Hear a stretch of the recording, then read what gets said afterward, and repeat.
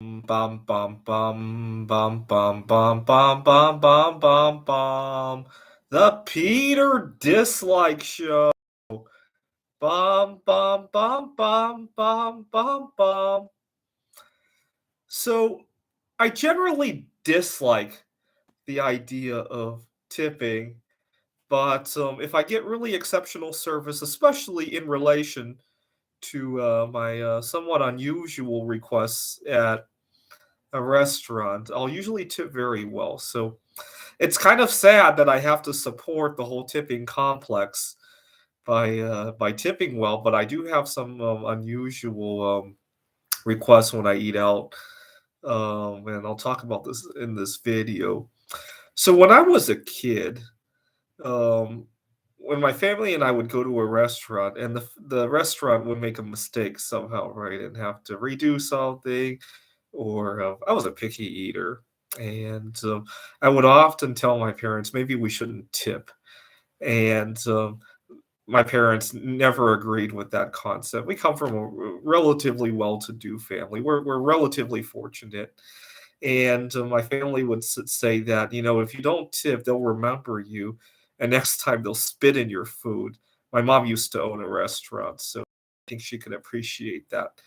And I remember just thinking to myself, if you have to tip 15 to 20% every time, right? What's the incentive for the waiter to do the right job, right? If they're going to get tipped 15, 20% every time, we should vary it a little bit more, right? Sometimes don't tip, and then we should reward good service with a good tip, right? It never made sense to me. And and then I moved out of my family's home and I started practicing what I preached. And I started eating healthier when I was 17 years old, and I developed very strong sensitivity to all the foods that I've stopped eating. And so eventually I swore off all sugar and MSG. And I would at first I didn't want to go out to a restaurant. It was just more bother than it was worth.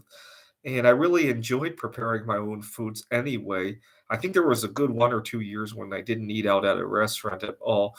It drove my parents insane because they felt that I was missing out on all this family time, and I just didn't want to deal with it. I was embarrassed about how I was eating. You got to remember, this is back in the mid 2000s when it was not if you were eating healthy, it was because of a major reason. You were recovering from cancer, or you had some kind of major health reason. Your typical run of the mill people didn't eat healthy back in the mid 2000s. You got to remember, nowadays, well, it's kind of the other way around. Sometimes people think I don't eat healthy enough. It's kind of or some other lifestyle of mine isn't healthy. So, for example, I often miss sleep in order to make bismuth art, and sometimes people get concerned that I don't practice good hygiene with the bismuth. They're concerned about the toxicity. So oftentimes people think I'm not healthy enough these days. But back then it was the other way around. But so I didn't go out to restaurants for a while, and then finally, when I started going out and explaining my dietary restrictions. You got to remember, mid 2000s, it was a mixed bag. Some people laughed in your face, and some people went above and beyond. And the people who went above and beyond, I often gave big, big tips. And this was at a time when I could scarcely afford to do that. And I still did because I realized that I needed the support of everybody around me in order to stay on my healthy lifestyle. It was back in 2006, trying to eat healthy at a workplace, at a social event, you had major headwinds, right? Nobody was gonna kill you for trying to eat healthy. What might happen is that people just think you're too much of a bother. Uh, at a party, they might just think you're a liability, right? Even though there's other things to enjoy at the party other than food, right? And I recognized that I needed to bend that curve, even back then. Today, there's still other curves that I need to bend, but even back then, I recognized it. Now, where I really have a problem with tipping, my family and I were on the road one time, and we had gone to this restaurant, And we're traveling on the highway. We're just gonna take it to go and all that. And as I'm thinking to myself, "Gee, how am I supposed to know?" Right? What if you deliver the food and it's filled with sugar, MSG, mercury, or thallium, or whatever, right? And, how am I supposed to know it's not gonna be that, right? How am I supposed to know if you're gonna bring the best meal I ever ate, right, before I even eat it, right? Was this would have been 2010 that we're talking about, long before tipping cult mania these days. I had gone to visit a friend in Mountain View, California, and so I couldn't find anything suitable there. Finally, I find a restaurant, and so I explained my situation, and the waiter went to the kitchen to take some pictures showing me where everything was going to be cooked, and went above and beyond. So I think the meal turned out to be 16, $17. I gave him 40, and I told him to keep the change. And so I reward people who go above and beyond.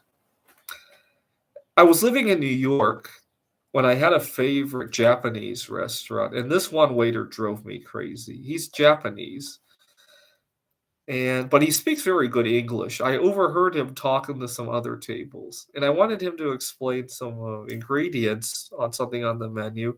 And when I asked him, he totally lost his language skills and pretended he didn't understand what I was saying. He was repeating what I was saying that was completely different from what I was saying. I knew it was contrived. I mean, I speak a second language myself. I know how to pretend to not speak English. I do, because sometimes I want to do something sneaky, right? So, for example, I lived out of my car for some time when I was in Seattle, and there was a time when I didn't even have a car. I was living behind a bush, actually, and sometimes you run into trouble, right? Somebody asks you to leave. They think you're up to something, and one of my favorite strategies to do when that happens is to lose my language. So I know how to contrive not speaking English. So I knew what the waiter was up to. The meal comes out to 38.90 something or something like that. And I gave him 40, and I left, and he runs after me, see, and he exaggerates his accent even more. Excuse me, and he was explaining how my tip was only whatever percent, and so I left without answering him. The excuse me was just the last straw. Had he come out to apologize to me and say he really doesn't know the ingredients, maybe I could have tolerated that a little bit better. I get to the subway and I'm just laughing out of control. And I later found out why he may have done this. I think he's the owner's son, by the way. The guy who was who I didn't tip very well. I found out that a lot of restaurants are concerned about liability if they have somebody who might have a food allergy, and so the goal when you have such a customer is to try to tell as little as possible about the food, so it's on them, right? If you start swearing that this food doesn't have milk products or egg products, and then somebody dies in your restaurant, you could be in a lot of trouble, right? Whereas if you say, "I don't know what this food is," right, it's up to the customer if they want to take the risk, right? That's what my friend explained to me. I have a friend who owns a restaurant. That's what she explained to me, that it's safer to just get a bad review and let it be. And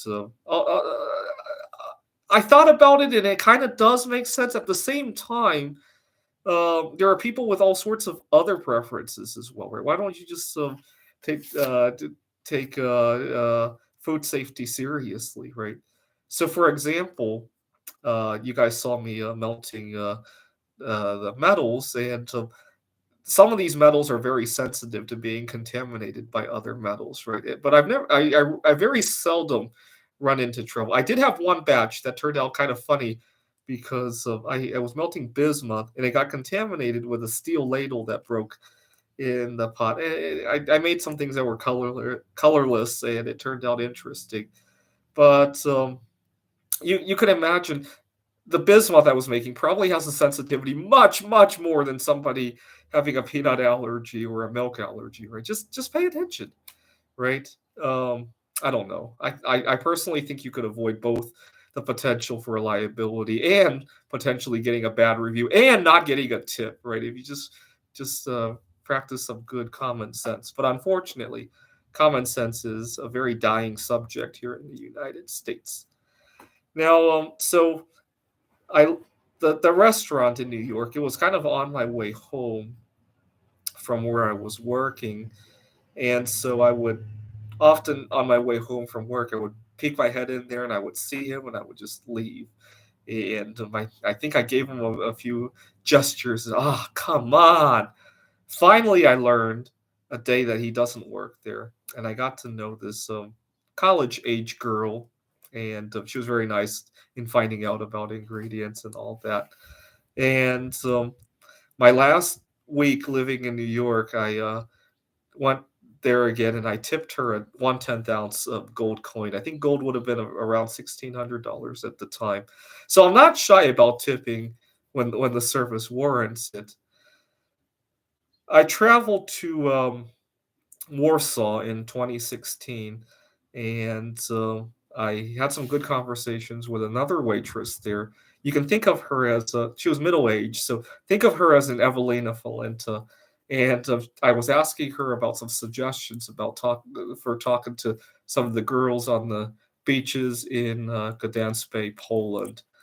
And so my last day of the trip, I gave her the last of the what remained of my loose change. I think it was about 300-400 Polish zloty, and that goes a long way in Poland, by the way. That's like giving like a $500 tip here in the United States, and that was really good. So I'm not shy about tipping when people go above and beyond at their service. Now, I had a funny story about the tipping during the quarantine. So I used Instacart a couple of times during the quarantine. Now you got to understand, with somebody with dietary restrictions like me, the stuff I'm ordering tends to be very small for its value, right? So for an average person who orders $100 worth of groceries, there might be large bags of it. For me, it might be one small box.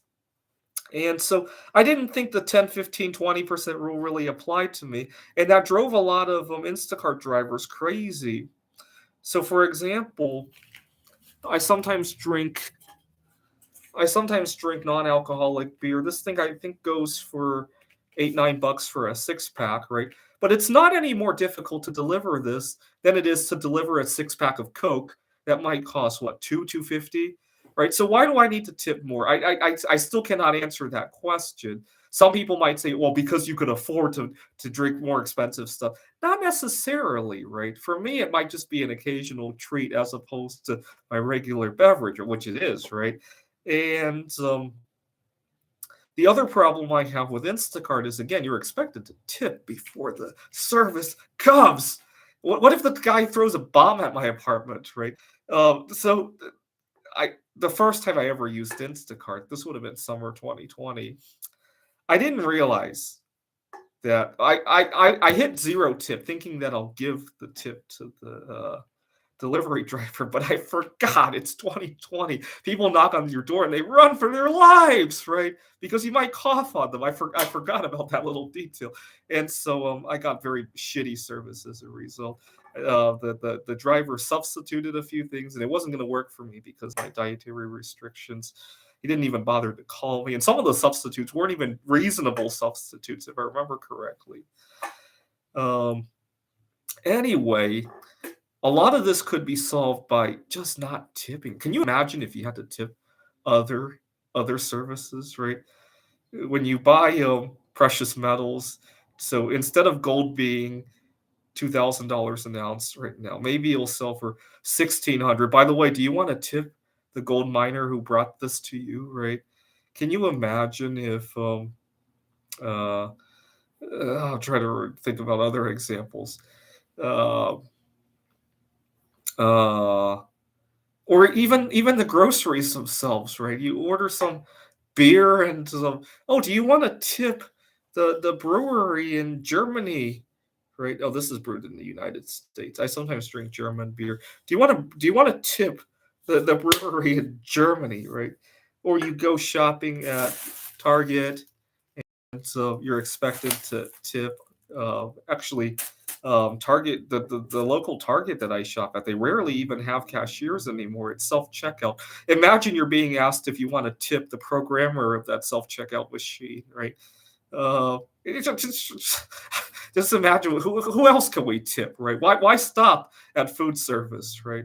Or imagine if YouTube, instead of it being run on ads, every time you want to shoot a YouTube video, do you want to tip YouTube? Right? How much of your most of my videos are not monetized. I think I have like 2 cents in my account. How much of your YouTube profits do you want to tip back to the servers at YouTube to keep it running? Right?